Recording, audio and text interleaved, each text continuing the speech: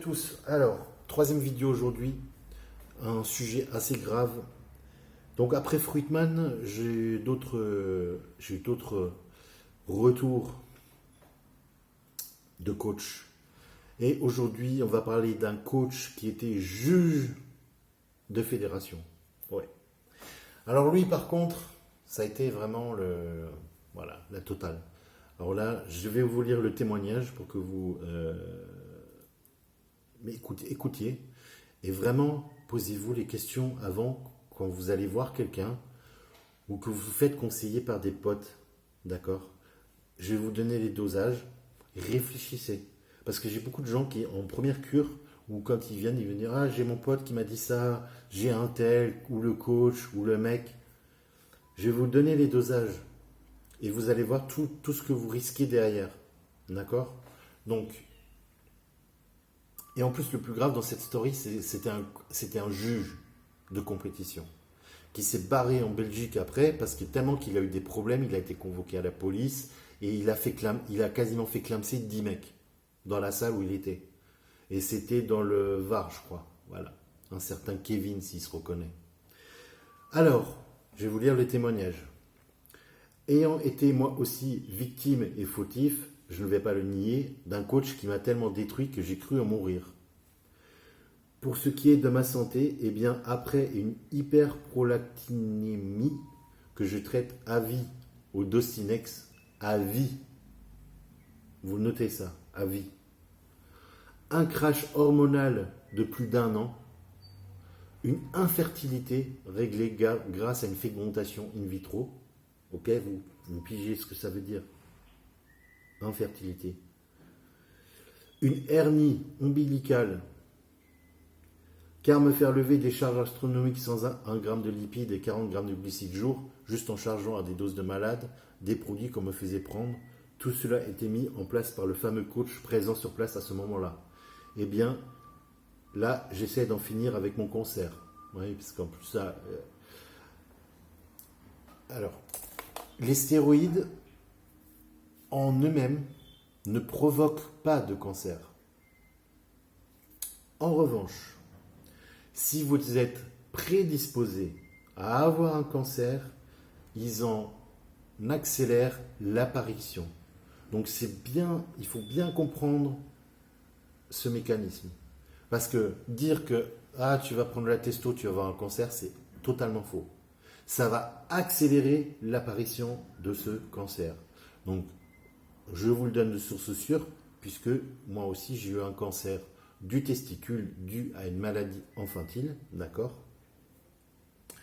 Et donc j'ai consulté des cancérologues en leur expliquant que j'avais pris des produits, etc., etc. Donc ils m'ont clairement expliqué ce phénomène, d'accord? Donc quand on vous raconte ce genre de conneries, surtout, voilà, d'accord? En revanche, si vous avez des prédispositions, donc justement, si dans votre famille, vous avez déjà des gens qui ont des cancers, ou que vous-même, vous avez eu des problèmes hormonaux quand vous étiez jeune, et que vous avez dû prendre des traitements comme les testicules qui montent et qui ne descendaient pas, d'accord? Je vous invite à réfléchir très sérieusement à la prise de stéroïdes, d'accord? Parce que comme je vous ai expliqué, ça va en accélérer l'apparition. Ça, c'est un point important. Donc, la première cure qu'il lui a donnée, première cure, sur 10 semaines, en 1 ou 2 injections, 1 à 2 injections, 600 mg de DK, 600 mg de Susta. Première cure. Et ça en 1 ou 2 injections. Donc je sais pas si tu imagines, 3 ml, d'un coup, dans le même endroit. Mon pote, tu peux ni t'asseoir, et ça c'était dans le cul, donc tu peux ni t'asseoir, ni faire du squat, t'as une boule, voilà, bref. Donc il m'a expliqué aussi, par rapport à ça, c'était la souffrance absolue. Et à la fin de la cure, PCT, chlomide, point barre. Un juge qui s'improvise coach, ne donne que du chlomide en PCT. Donc tu m'étonnes que Tu m'étonnes l'infertilité, quoi. Et alors le pompon, 5 cures comme ça dans l'année. 5.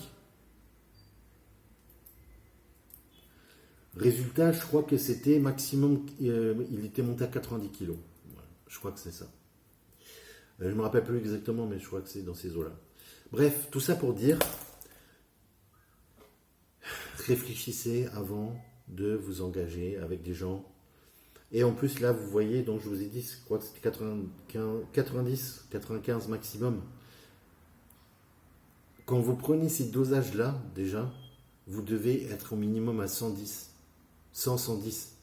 Mais quand je dis 100, c'est pas 100 pourri, quoi. C'est 100 avec à 6%, 7%. D'accord? C'est vraiment le top level. Ces dosages-là, c'est minimum 110. Même minimum 110 kilos. 110 kilos, 120 kilos. Dennis James, c'est ce qu'il lui prenait à Olympia hors saison. Donc, faut se poser les questions.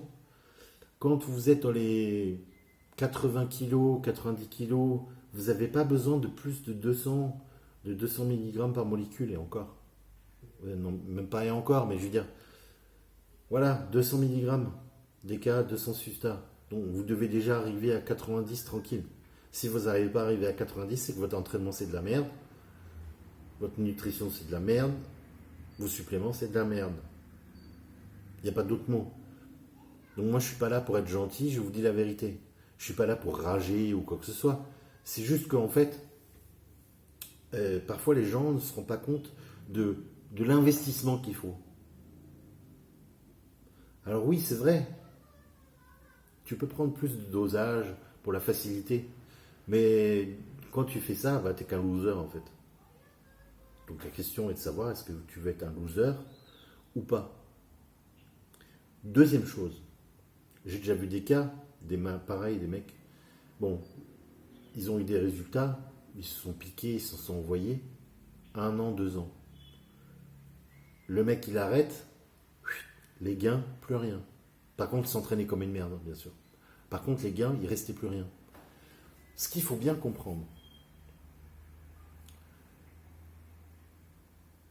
sur les 5 derniers mois, j'avais fait une coupure, ok.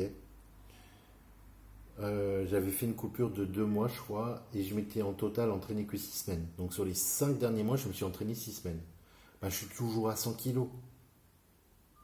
Effectivement, beaucoup moins conditionné, mais ma masse, elle est toujours là. D'accord? Ce que je vais vous dire, c'est que quand vous arrêtez les produits, eh ben, si vous perdez énormément, c'est que vous avez fait de la merde, en fait. C'est aussi simple que ça. Voilà, c'est simple. C'est pareil, quand Friedman il dit ouais, tu gardes 50% quand tu fais ton PCT, et après entre deux cures, ouais, tu vas perdre et tout. Non, non, non, non. Si vous êtes entraîné efficacement, si vous avez fait une bonne diète, les suppléments, et que vous n'avez pas surchargé votre corps en hormones, vous aurez bien fixé ce que vous avez pris. Et une fois que vous avez bien fixé ce que vous avez pris, eh ben vous ne perdez pas 50% entre deux cures. C'est totalement faux. Vous pouvez garder facilement 80%. 80%, allez, pour une moyenne. Il y en a qui le gardent 90%. En termes de masse, je parle. Là, par contre, la condition, c'est-à-dire cette sèche, entre guillemets, que vous pouvez avoir, effectivement, vous allez beaucoup plus la perdre. Mais ça, on s'en fout, en fait. Ce qui compte, c'est la masse, parce que c'est ce qu'il y a de plus difficile à prendre. La sèche, bien sûr. Pourquoi? Parce que vous allez métaboliser moins de nourriture, donc ça va se transformer en graisse. C'est-à-dire que quand vous êtes en cure, vous pouvez consommer 3000 calories et être beaucoup plus sec, parce que vous allez métaboliser plus. Si vous gardez les 3000 calories et sans produit, vous allez être forcément plus gras. C'est automatique, d'accord? Encore une fois, j'essaie de schématiser. Donc que les mecs ne viennent pas me casser les couilles, que j'utilise pas le bon langage. J'essaie juste de faire que tout le monde comprenne. Voilà. Donc voilà, donc ça c'était un autre point. Je vais finir avec la vidéo.